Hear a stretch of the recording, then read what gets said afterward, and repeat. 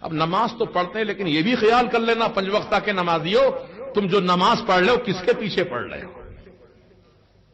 وہ وہابی ہے، دیوبندی ہے، تبلیغی ہے، مودودی ہے، اہل حدیث ہے، یا پلپلا صلح کلی ہے؟ پہلے جانچ کر لینا. بازار جاتے ہیں تو ٹماٹے خریدنے کے لیے پہلے بھاؤ تول کرتے ہیں، آپ چیکنگ کرتے ہیں پورے مال کی، پورے مارکیٹ کا سروے کرتے ہیں، بعد میں خریدتے ہیں. آپ کیا نماز آپ کی ٹماٹے سے بھی گئی گزری ہے؟ جس کے چاہے پیچھے کھڑے سب کے پیچھے نماز پڑھ سکتے ہیں. نماز اللہ کے لیے ہے، بے شک نماز اللہ ہی کے لیے ہے، لیکن کربلا کے میدان میں میرے امام حسین نے یزیدی امام کے پیچھے نماز نہیں پڑھی. امام حسین سے زیادہ علم والے ہو گئے آپ، متقی پرہیزگار آپ زیادہ ہو گئے امام حسین سے.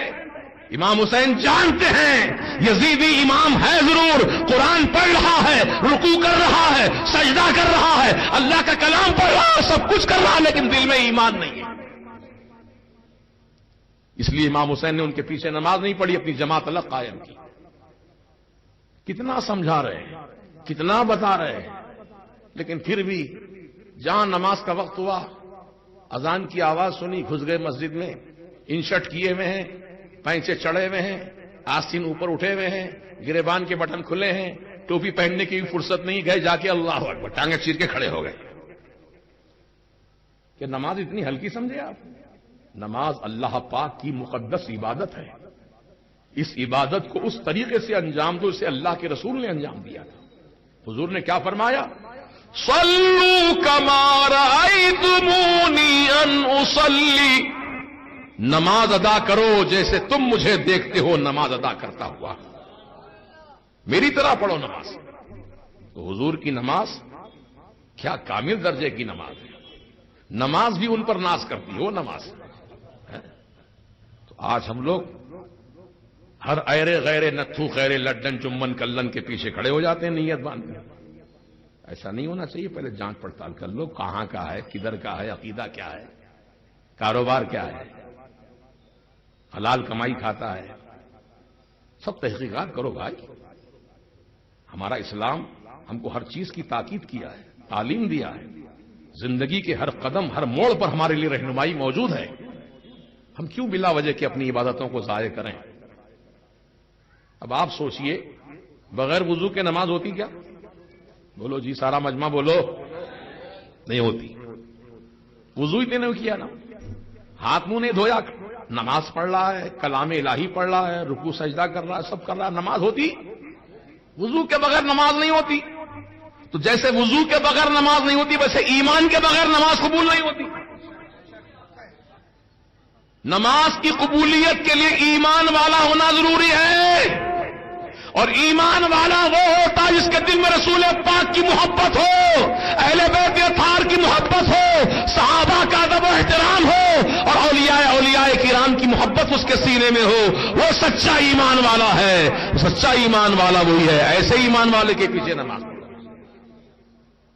اور اس میں ایک چیز اور اضافہ کر لینا، یہ محبت کا چیپٹر الگ ہے.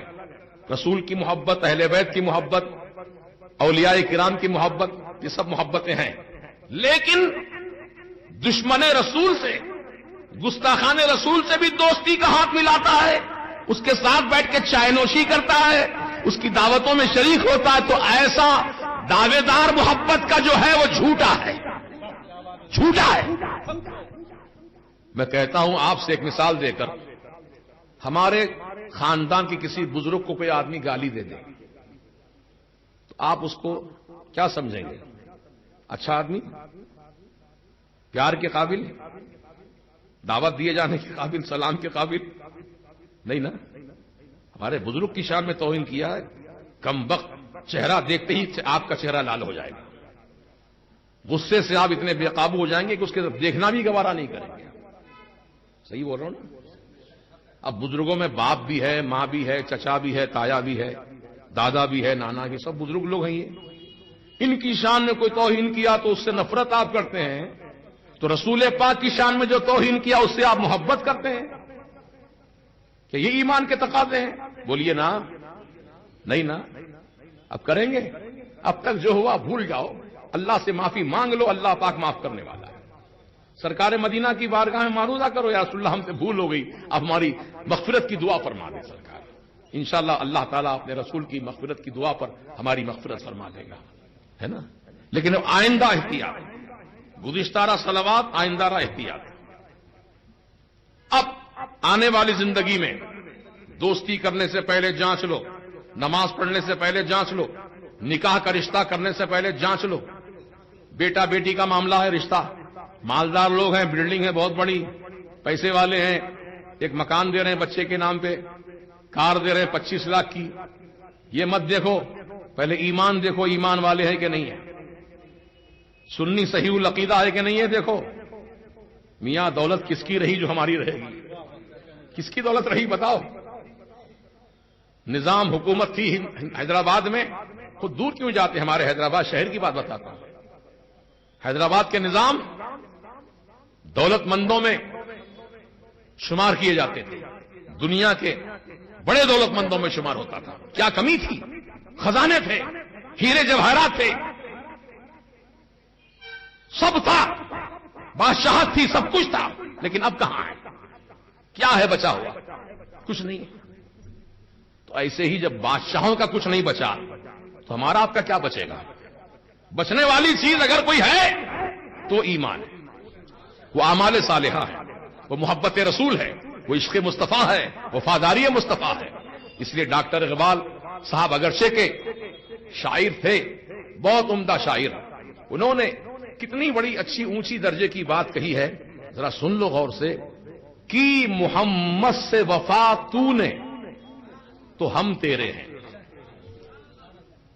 کی محمد سے وفا تو نے، وفا وفا غداری نہیں، وفاداری، کی محمد سے وفا تو نے تو ہم تیرے ہیں، ارے جہاں چیز ہے کہ لوح و قلم تیرے ہیں۔ اتنے اونچے درجے کی بات کہی ڈاکٹر صاحب نے۔ وفادار بنیں گے رسول کے ہم؟ دنیا کو مت دیکھو بھائی، دنیا تو کبھی کسی کا ساتھ دی ہے نہ دے گی۔